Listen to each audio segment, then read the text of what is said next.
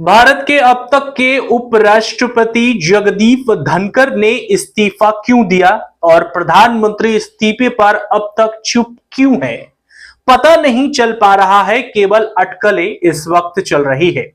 भारत के उपराष्ट्रपति का इस्तीफा हुआ और देश का कर को लेकर अंधेरे में जो है वह तरह तरह की अटकलें चलने लगी हैं। तो अटकलों को लगाम देना मुश्किल हो जा रहा है। ये हम नहीं कह रहे, ये उनके लिए कह रहे हैं और उन गोदी मीडिया के लिए कह रहे हैं जो अब तक समझ नहीं पा रहे हैं कि आखिर उपराष्ट्रपति ने इस्तीफा क्यों दिया है। उपराष्ट्रपति का इस्तीफा हुआ, संवैधानिक पद है, कोई छोटी घटना नहीं है। जिस व्यक्ति पर इस पद की संवैधानिकता की मर्यादा को कुचलने का लगातार आरोप लगता रहा है, आप उनके इस्तीफे को लेकर राजनीतिक से गरिमा और उदारता की उम्मीद कैसे कर सकते हैं। तो राजनीति की क्रूरता से अनजान ऐसा भी नहीं है कि उपराष्ट्रपति ने अचानक से इस्तीफा दिया है। आज के इस वीडियो में हम पूरे विस्तार से इस पर चर्चा करेंगे, अपनी भाषा में समझाने की कोशिश करूंगा और उपराष्ट्रपति के अचानक दिए इस्तीफे के पीछे की कहानी क्या है इसको हम बताएंगे। नमस्कार, मेरा नाम है देवाशीष और आप देख रहे हैं मेरा अपना YouTube चैनल। स्वागत है आप सबका। भारत के पहले राष्ट्रपति यानी कि अब तक इससे पहले जगदीप धनखड़ उपराष्ट्रपति थे, उन्होंने अपना इस्तीफा दे दिया। इस्तीफा ऐसे समय पर दिया जब सदन की कार्रवाई जो है वो चल रही थी।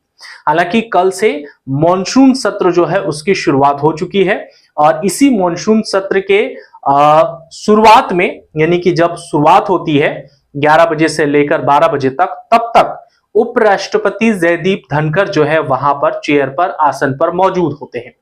लेकिन जैसे ही हाफ टाइम का समय होता है वैसे ही जो उपराष्ट्रपति जगदीप धनखड़ थे उनका अचानक से खुद लिखा हुआ, जो इस वक्त आप तस्वीरों पर देख रहे हैं, वो आता है कि मैं अपने निजी कारण और स्वास्थ्य में अत्यधिक मैं कमजोरी महसूस कर रहा हूं, स्वास्थ्य मेरी नहीं है, सेहत में सुधार जो है वो नहीं हो पा रही है, इसके कारण से मैं इस्तीफा देता हूं। जिसके बाद राजनीतिक के साथ साथ मीडिया की गलियारों में भी ये खबरें जो है वो पूरी तरह से तैरने लगी कि आखिरकार अचानक से क्या हो गया, क्या ऐसी मुसीबत आन पड़ी कि सुबह तक यानी कि पिछले 4 घंटे तक जगदीप धनखड़ जो है वो अपना ड्यूटी निभा रहे थे।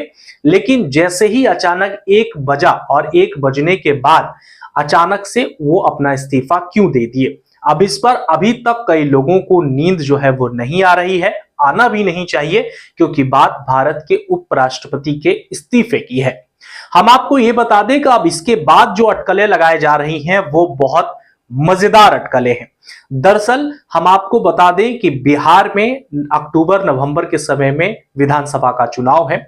ऐसे में भारतीय जनता पार्टी जो है वो बिहार को किसी भी हालत में जीतना चाहती है और इसी जीतने के पीछे जो राजनीतिक विशेषज्ञ हैं या यूं कहें कि जो बिहार और खास करके नरेंद्र मोदी को अच्छी तरह से पहचानते हैं, उनसे हमारी ऑफ कैमरा बात हुई। उन्होंने ये कहा है, हालांकि ये मतलब कयास लगाए जा रहे हैं, ये खबर की पुष्टि नहीं है।